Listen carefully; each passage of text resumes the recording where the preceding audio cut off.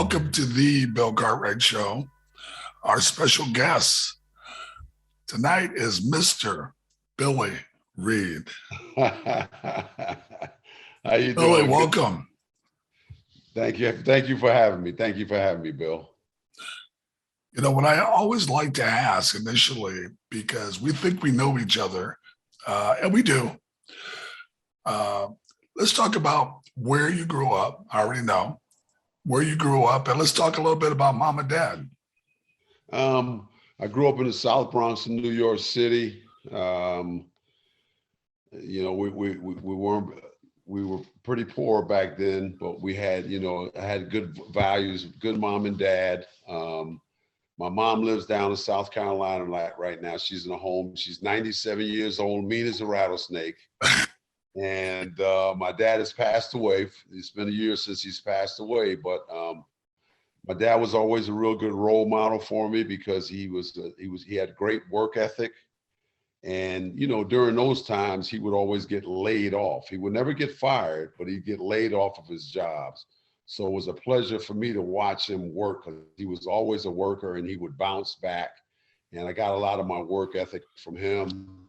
My mom was great. Let's talk about yourself growing up. What kind of kid were you in high school? Were you a sports kid? Yeah, I was a sports kid. I was a knucklehead, like all kids in New York. A lot of peer pressure, but I was able to escape New York with basketball because the fact that we were poor, we didn't have much.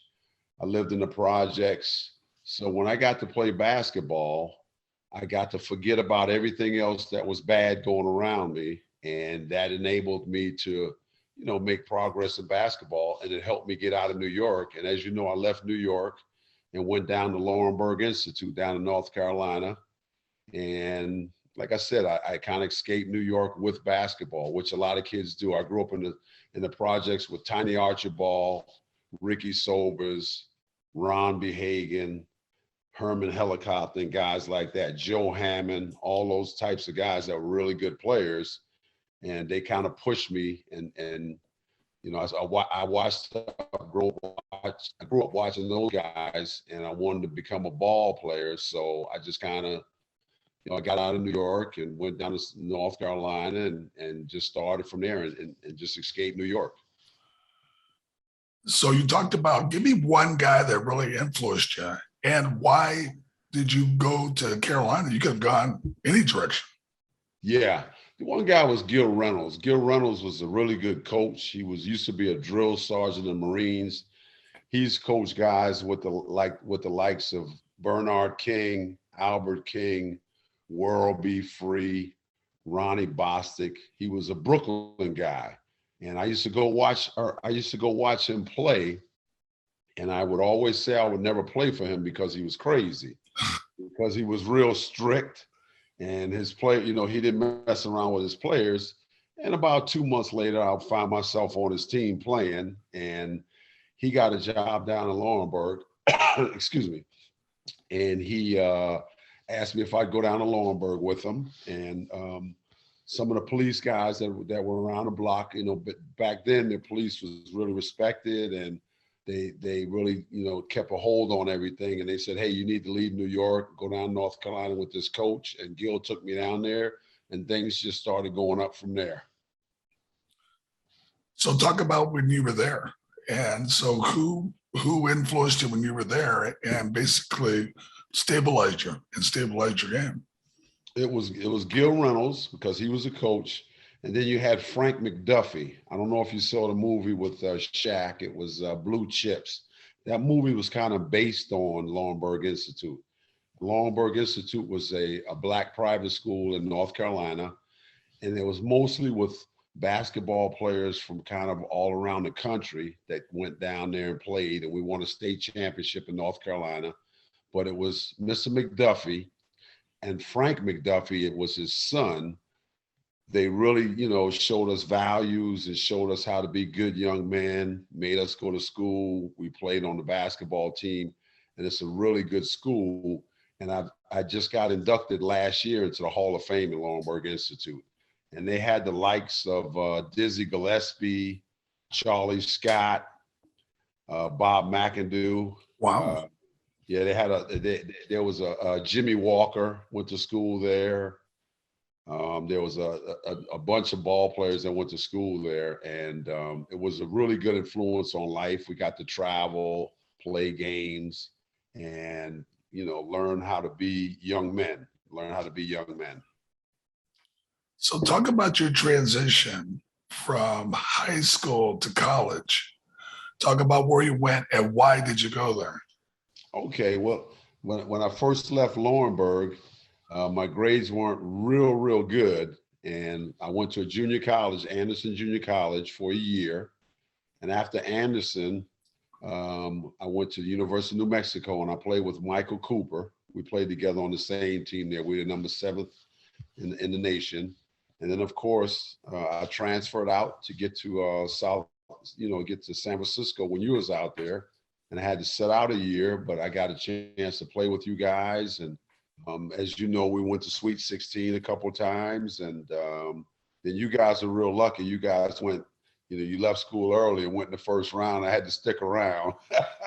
But it was good. I did get drafted in the 5th round by Indiana when I was a junior, but I wanted to graduate, so I stayed an extra year and got picked up with Golden State. I got drafted by Golden State and made the team, made the roster, and it was a good experience.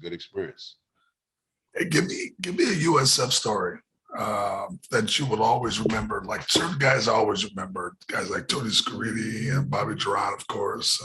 Oh yeah. So tell me something that you really are fond of about your time at USF. At USF, it was always, first of all, it was a beautiful city. It's changed a lot. It was a great city.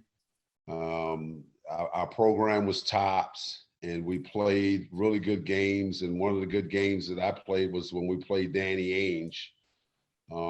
You're still there. You're still there. We beat BYU, and they were supposed to go and play UCLA, and the game would have been in Provo, Utah. So they would have had the home advantage. But we knocked off Danny Ainge and those guys in Tucson and wound up playing against UCLA. You had a pretty good game. I had a pretty good game, but they were just it just wasn't our day that day or whatever. It wasn't our game. But we did get to the Sweet 16, and it was a great experience at USF. Great school, great city.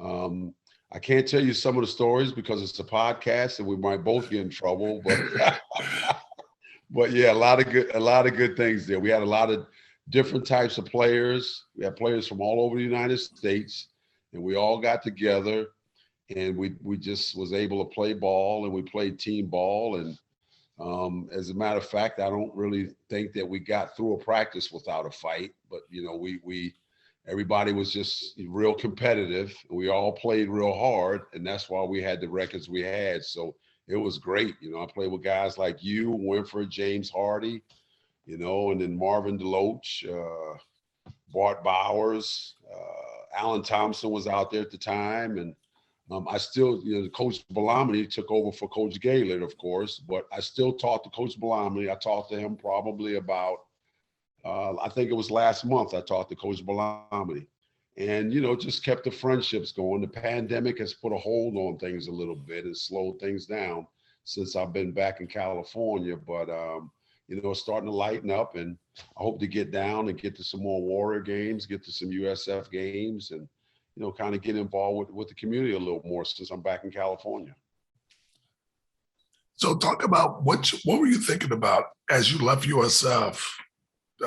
We know you got drafted. Did you kind of know you were going to get drafted? Where?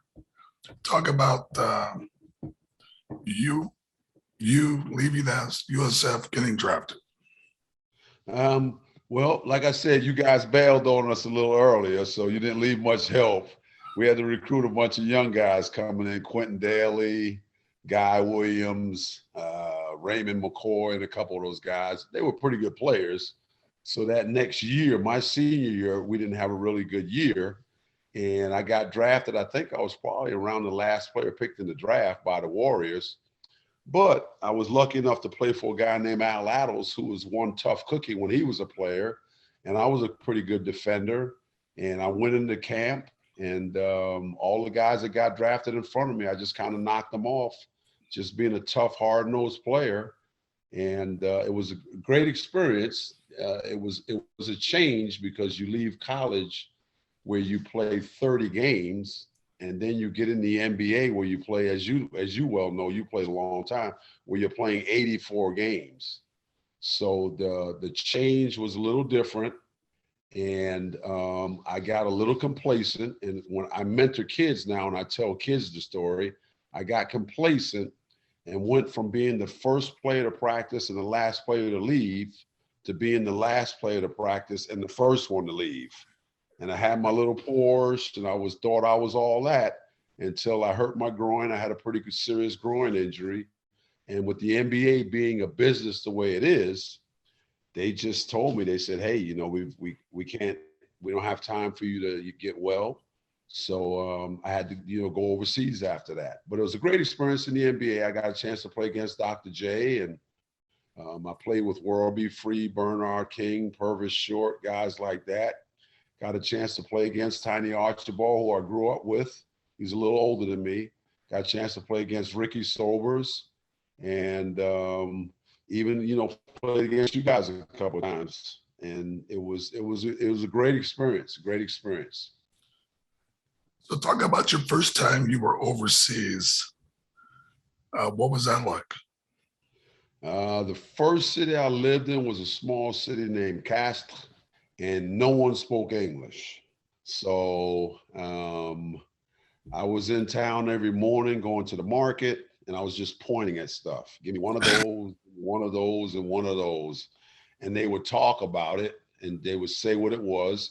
And then I spent a lot of time in my apartment watching TV, old Starsky and Hutch episodes that I have already seen in the United States, but they were all in French. So it enabled me to learn French real fast. And I was French in 6 months. I was fluent in French in 6 months because I wasn't one of the Americans that went over there and sat at home all the time. I used to get out, go down to the market, and they'd say, here comes that big dumb American again. And I would just go down there and just try to talk to them. And it worked out well. And in 6 months, I was fluent. And it went pretty well. It went well. Yeah. So you played for how many different teams over in Europe? Wow. I played for a bunch of teams. When I first left the NBA, I went the Asian route. I played in the Philippines. I played in Taiwan, Taipei, Kaohsiung. And I came back through the United States and then went in the European side. And I played in Venezuela, played in Spain, in Italy on tour teams. And then I landed in France, where I stayed for a good while in France. Talk about your two favorite places to play. I'd say probably France, and probably I'd say Italy was pretty nice. And Europe was nice, and I enjoyed Europe more because you know, I got more cultivated. I was in Europe. We played one game a week, but the team I was on, we played 2 games a week because we played in European Cup. So it's kind of like you're getting paid to play and stay in shape and visit different countries and just venture out and just it was a really good experience being in Europe. Really good experience. Talk about your best European teammate, and who was the best European coach that you ever played with? The best European coach was probably Jean-Paul Rabatte, and he's hooked up with the European League now, and he's the first coach I had, and he was a really good coach, really good motivator, and he got after it, you know. And I remember when I first went over, we went out. I thought we was going to go to practice, and they took us out to a track. And they said, you know, I was sitting in the stands, and they kept trying to get me to come out, and they were doing the long jump and the high jump and everything. And I said, I was just saying, no, I'm not going to do that, because if I get hurt, then I won't, you guys will cut me and send me back home. So all I would do is point to the gym. I said, when we go over there to the gym, that's where I'll do some work at. So, you had guys like Richard Dockery and you had a bunch of players over there. One player from the United States that went over there also was Billy Knight was over there. You had Ken Dancy. You had Michael Brooks that used to play with the Clippers. There was a lot of Americans over there at the time, and we kind of took our game over there and showed them how to practice for 4 hours and how to get better with the ball. And that's the thing that was forgotten in the States. And that's why for a while, those guys kind of was beating up on our college guys. And then we had to send the dream team over there and take care of them. So after you get done playing, because you ultimately ended up coaching, were you always thinking about coaching? Yeah, I was. See, Bill, the thing is, I as a player, I was always a student of the game. And being a student of the game is different. You guys, like you, Winford, and Harding, those guys, you guys were very talented. I didn't have as much talent as you guys had. So I had to be more of a student of the game, and I had to know the game real well and know the basic fundamentals and learn how to do the little things that made a big difference, where you guys were already doing big things. So I had to do the little things. I had to dive on loose balls and play good defense and do stuff like that. The guys the stuff that you guys didn't like to do. I got the floor burns and all that stuff, but no, it was great playing with you guys, because a lot of times I scored a lot of points. I'd throw it inside to you, and my man would go double, and I would just cut to the basket, and every once in a while you'd pass me the ball and I'd score. So it was pretty good. It was pretty good. Yeah. So you finished your last year playing. Right. What team was that? I was in Avignon, and I got hurt. So I blew my knee out. I slipped on a wet spot, blew my knee out. So then the fact that, when I was in China and stuff like that, I learned a lot about stretching. So I was real flexible. I did stretching, yoga, and along with karate and stuff like that, I was able to come back from my injury, but I came back as a player coach. So that was pretty easy, because as soon as I got tired or anything, I could take myself out of the game. Right. So I was able to put coaching together with it. And then I finally decided to stop being a player coach, and I started being a coach. And I think I still hold one of the highest records as far as winning over in Europe. I won a lot of games because my teams would be fundamentally sound, and you would not outplay what the teams that I coached at all. There was nobody that would outplay them. And that's the kind of player I was. So after you left Europe, you actually went back to the States and started coaching college. Yes. Started off in Rhode Island, went to Pittsburgh, to Duquesne, a little stint at USF for a couple of years, 3 years, went back to Stony Brook. After Stony Brook, I went back down to North Carolina and coached the team, coached at Laurinburg, and we were fifth in the nation in high school. It was actually a prep school then. And then went to Southern Miss with Larry Eustacy, and that was a good experience, and kind of stayed there and kept coaching college for a while. And then I kind of got turned off a little bit to college. So I started coaching high school basketball, and I coached 2 of my sons, and we won a state championship in Mississippi. So interesting enough, after you stop coaching, you go into a really different direction, law enforcement. Right. Now, how does that happen to where you're coaching basketball for years? Now you're in law enforcement. Yeah, well, while I was coaching, I was always mentoring kids, and I ran into a sheriff. He was running to become sheriff, and he saw I was kind of like a public relations kind of guy, and I knew how to talk to people, had people skills, and cared about youth and stuff like that. So he kind of recruited me to be, with the sheriff's department and to become an officer. So I had to go to the academy, and I just happened to be the oldest guy in the academy, and they didn't give me any breaks at all. So I got through the academy, graduated, got into law enforcement, and I got into law enforcement not to carry a gun and wear a badge, but kind of to make a difference, make a difference in people's lives or whatever. And that's kind of missing a little bit today, but that's why I got into law enforcement, to make a difference. Okay, so talk about the different areas you worked in law enforcement.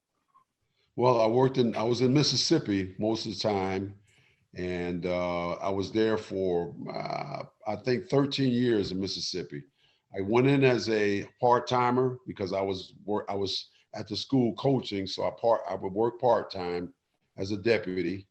And well, I'm sorry about that. I was a part-time officer, and then when the sheriff came in, I was able to go with him, and I went to the Hancock County Sheriff's Office, and I worked with them. I was a full-time officer, got promoted to a sergeant, got promoted to lieutenant, and then I got promoted to investigations. And once I was an investigator, I became a lieutenant investigator, and it was less work on the road and a little more cerebral because you're investigating crimes and stuff like that. And growing up in New York City, I grew up around crime, so it was kind of an easy transition because I grew up around drugs, around crime, around people doing bad things. I graduated from the University of San Francisco with a sociology degree, so all of that stuff put together helped me be a good law enforcement officer. Talk about not all of them, just talk about one case that you worked on as an investigator. That was kind of interesting. I can't tell you exactly about the case. Just a little bit. I can tell you kind of what happened. And what happened was I had to work with a lot of different agencies. Like I worked for the Hancock County Sheriff's Office, but in the investigation, I had to work with different counties and or different states. I had to travel to Atlanta. I had to work with the Georgia Bureau of Investigation. I had to work with other law enforcement agencies in different counties in Mississippi. And a lot of the training I had, it's the read technique of interviewing and interrogation. So I had to go I interview witnesses and victims, and then I had to interrogate defendants. So having training in that, and also I graduated from the FBI school in hostage negotiations, and I got certified in that. So you have to learn listening skills, and I had to talk people. People will be barricaded in the house, a barricaded subject, and I'd have to talk to that person and then use my people skills, my communication skills, active listening skills, and all those types of things. There's certain steps you have to take. So I had to do those things, and had some pretty good experiences. Yeah, had some pretty good experiences doing that, and saved a lot of lives doing that, because you'd have a barricaded subject. He'd be inside a building with his wife and his family, and he would be threatening to kill everybody. So you'd really have to use your active listening skills to listen to what that person was talking about. You'd have to have empathy of what they were going through. And at the same time, you had to build a rapport with that person. And then you get to that last step when you get that person to change their mind and say, hey, come on out. I got you to let your wife out. I got you to let your kids out. So now you're in there by yourself. And like today, which is real big time, is there's a new law that just came out, and especially in California, it's a law where you de-escalate the problem instead of escalating a problem. So you want to calm everything down and try not to have anybody that gets hurt. So, most of it was de-escalating what was going on, getting everybody calm, and just getting everybody to where nobody got hurt and everybody went home safe. Talk about what you're doing now, because you're back on the West Coast. Yes, I've been out here for 2 years now. It's great being back. I wanted to come back to California. I'm a district attorney investigator, and we deal with felony crimes, and the good guy, the bad guys. If you do something bad, you have to you have to pay the consequences. You have to pay to the piper. But I'm also about reform, and that's what's real big time now, because there are a lot of people getting locked up. But we don't want to keep those people in prison. We want to use reform to where you're helping those people so that when they get out of jail, they're not repeat offenders. So you want to train these people and not treat them like animals, and I'm sure they've done wrong things, but you want to have that reform. And it's just a thing in the criminal justice system where you want to have criminal justice reform. Now you have to have criminal justice aspects, because if not, everybody will run amok. People will just be committing crimes just to be committing crimes. But criminal justice reform is a thing where a guy gets in trouble. You don't want to just throw him away and lock the key, throw him away and, lock him up and throw the key away. You want to get him in jail and maybe let him spend some time, maybe have some training while he's in prison, give him values, treat him like a person. And then when that person gets out, maybe they can, they'll get a first, second, and maybe even a third chance. It's not a system where you just want to throw them, just throw them in jail and throw the key away and lock them up for life. So it gives them some incentive to do better. And that's what the criminal justice reform system is set up to do, is give people a second chance. Awesome. Yeah. That's awesome. Hey, talk about your kids. I know you got a bunch of them. Yeah, I've got five boys, and I know you don't hear about it that much, but they're from the same woman. But I've got 5 boys. I got 2 of them playing in France. I've got one that's actually a gendarme. He's a French policeman, and I've got one that kind of plays. They're all 2 years apart, and one that plays basketball just for fun. And my oldest son lives in South Carolina, and he's working down there. Fine kids. And like I try to, when I mentor kids, I tell them about my kids as an example, is they travel, and they speak 2 languages, and they've learned a lot about life, and they've witnessed a lot about life. And when I mentor kids, I try to mentor kids and tell them, hey, it's not always about money, because you can be rich today and lose all your money and be poor tomorrow, right? But if you're wealthy, and what I mean by wealth is if you travel, if you're a good person, you try to live a good life, and you live life the right way, and you pick up different things, and you take advantage of good situations, that wealth will never leave you. You can always be wealthy, but if you're rich, something can happen and you can be poor the next day. But you'll keep that wealth within your head and within your heart. And that type of thing is really good. So it's better to be wealthy than rich sometimes.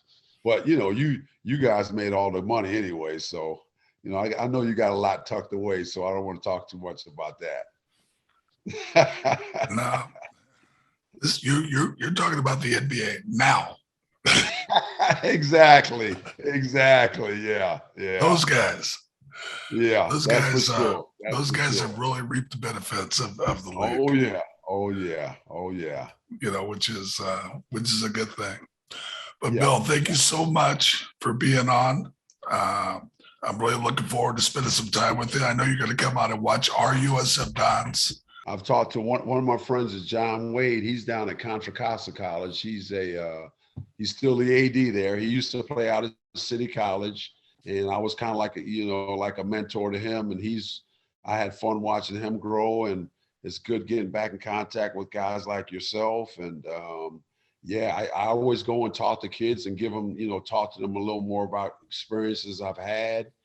and just tell them, hey, enjoy life and live life the right way and raise a family. You know, basketball is a team sport, and that's very important because you get, like we had at USF, we had guys from all over the country, but we came together as a group, and, you know, we was able to win a lot of games. And I try to tell people to kind of base their life on that, because that's going to help you out in your life and in your family and trying to raise a family and everything. It's always good, you know.